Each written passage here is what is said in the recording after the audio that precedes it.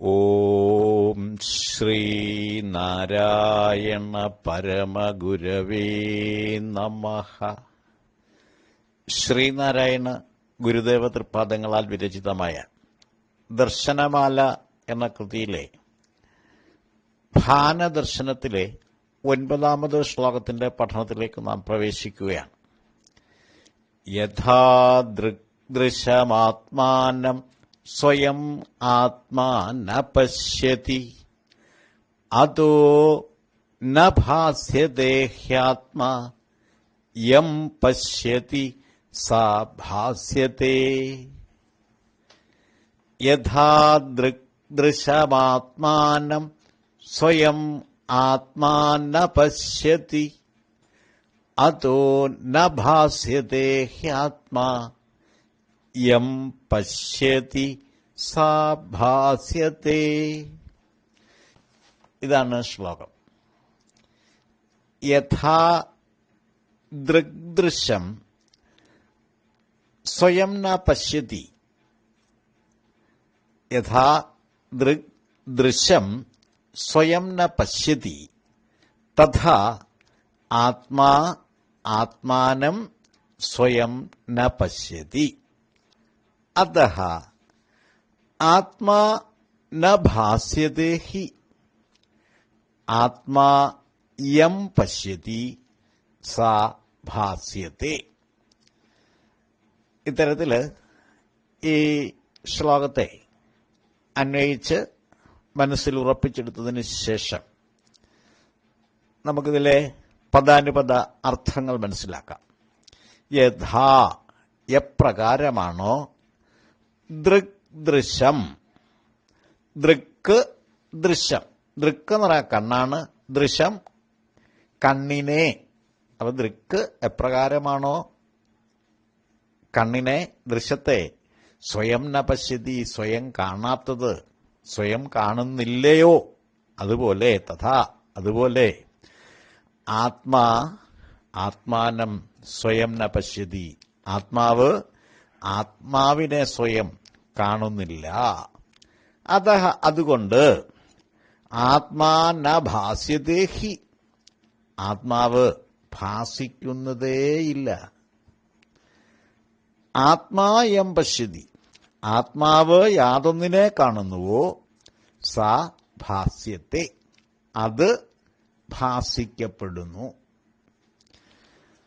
ശ്ലോകാർത്ഥം സംക്ഷേപിച്ചിങ്ങനെ പറയാം.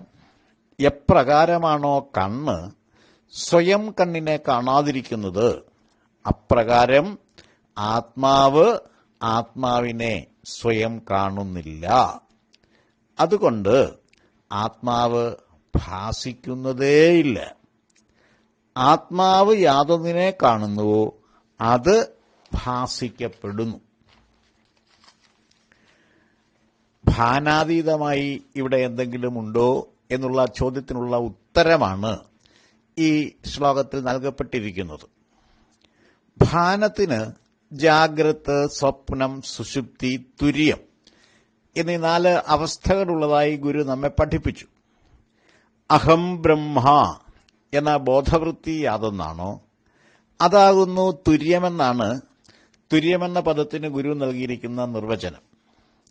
ഈ വിശ്വം മുഴുവൻ നിറഞ്ഞു കുടികൊള്ളുന്ന ഏകവും അഖണ്ഡവുമായ പരമ്പൊരുളാകുന്നു ബ്രഹ്മം എന്നും ആ പരമ്പൊരുളിൽ താൻ ഉൾപ്പെടെയുള്ള സർവ്വതും ഉൾപ്പെടുന്നു എന്നുമുള്ള ബോധവൃത്തിയാകുന്നു തുര്യഭാനമെന്ന് സാരം. ഈ ബോധം മനസ്സിൽ ഉറച്ചു കിട്ടിയാൽ പിന്നെ അറിയുവാനായി യാതൊന്നും തന്നെ അവശേഷിക്കുന്നില്ല. ജ്ഞാനപരമായ ഈ നിലയാകുന്നു ജ്ഞാനസാധനയിലൂടെ എത്തിച്ചേരാവുന്ന പരമമായ പദവി. ഈ ലോകത്ത് പ്രാപഞ്ചിക സ്വഭാവമുള്ളതായി എന്തെല്ലാമുണ്ടോ അവയെല്ലാം സ്ഥൂലം, സൂക്ഷ്മം, കാരണം എന്നീ രൂപങ്ങളോട് കൂടിയവയും പരമാത്മാവിൽ നിന്നും ഉണ്ടായി അതിൽ തന്നെ ലയിക്കുന്നവയുമാകുന്നു എന്ന ബ്രഹ്മോപദേശം തന്നെയാണ് ഈ ശ്ലോകത്തിലൂടെയും ഗുരു നൽകിയിരിക്കുന്നത്. രൂപഗുണങ്ങളോടുകൂടിയ സർവ്വതിനെയും കാണാൻ കണ്ണ് നമ്മെ സഹായിക്കുന്നു. എന്നാൽ കണ്ണിനെ സ്വയം കാണാൻ കണ്ണിന് സാധ്യമല്ല. കണ്ണ് സ്വയം ഭാസിക്കുന്നില്ല എന്നു സാരം. കണ്ണിന് ഭാസിക്കാൻ ആത്മതേജസ്സിന്റെ സഹായം കൂടിയേ തീരൂ. ആത്മതേജസ്സിന്റെ ഭാനവൃത്തിയാണ് കണ്ണിലൂടെ സംഭവിക്കുന്നത്. ഏകവും അഖണ്ഡവും സർവത്ര സർവ്വതിലും നിറഞ്ഞു കുടികൊള്ളുന്നതുമായ ബ്രഹ്മതേജസ്സിന്റെ ഭാനവൃത്തികളാകുന്നു സർവഭാനങ്ങളും.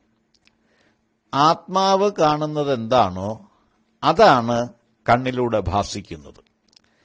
ആത്മദർശനത്തെ സഹായിക്കുന്ന ഉപാധികളാണ് കണ്ണ് തുടങ്ങിയ ഇന്ദ്രിയങ്ങൾ. കണ്ണെന്ന പോലറിവ് കാണുകയില്ല താനേ എന്ന് അദ്വൈത ദീപികയിലും ഇക്കാര്യം തന്നെ ഗുരു പറഞ്ഞിട്ടുണ്ട്. കണ്ണ് കണ്ണിനെ കാണാത്തതുപോലെ ആത്മാവ് ആത്മാവിനെ കാണുന്നില്ല എന്ന ഉപമ ഒറ്റ നോട്ടത്തിൽ ആശയക്കുഴപ്പമുണ്ടാക്കുന്നതാണ്. ആത്മാവ് സ്വയം പ്രകാശമാണ്, അഥവാ സ്വയം ജ്യോതിസാണ്. അതുകൊണ്ട് തന്നെ മറ്റൊന്നിന്റെയും സഹായം ആത്മപ്രകാശനത്തിന് ആവശ്യമില്ല എന്നാണ് ഇവിടെ പറഞ്ഞിരിക്കുന്നത്. ആത്മാവ് മറ്റൊന്നിനാൽ ഭാസിപ്പിക്കപ്പെടുന്നു എന്ന് വന്നാൽ അവിടെ ഒരു ദോഷം സംഭവിക്കും. ആത്മാവിന് ജഡത്വമുണ്ടെന്ന് സമ്മതിക്കേണ്ടതായി വരുന്നു. ആത്മാവിന് ഉദയമോ അസ്തമനമോ വൃദ്ധിക്ഷയങ്ങളോ ഒന്നുമില്ല. അത് സ്വയം പ്രകാശിതമാണ്. മറ്റുള്ളവയെ ഉപകരണം കൂടാതെ പ്രകാശിപ്പിക്കുന്നതും കൂടിയാകുന്നു ആത്മാവ്. ദൃഗ്ദൃശ്യ വിവേകത്തിലും ആത്മാവിനെ പറ്റി പറഞ്ഞിരിക്കുന്നത് ഇപ്രകാരമാണ്. അപ്പോൾ ചുരുക്കി പറഞ്ഞാൽ ആത്മാവ് സ്വയം പ്രകാശമായതുകൊണ്ട് തന്നെ അതിന് പ്രകാശിക്കുവാൻ മറ്റൊന്നിന്റെ സഹായം ആവശ്യമില്ല. അപ്പോൾ ഇക്കാര്യമാണ് ഈ ശ്ലോകത്തിലൂടെ ഗുരു അടിവരയിട്ട് സമർത്ഥിച്ചിരിക്കുന്നത്. ഇത്രയും കാര്യങ്ങളാണ് ഈ ശ്ലോകത്തെപ്പറ്റി വിശദീകരിക്കാനായിട്ടുള്ളത്. ഞാൻ എൻ്റെ വാക്കുകൾ ഉപസംഹരിക്കുന്നു. ഗുരുധർമ്മം വിജയിക്കട്ടെ.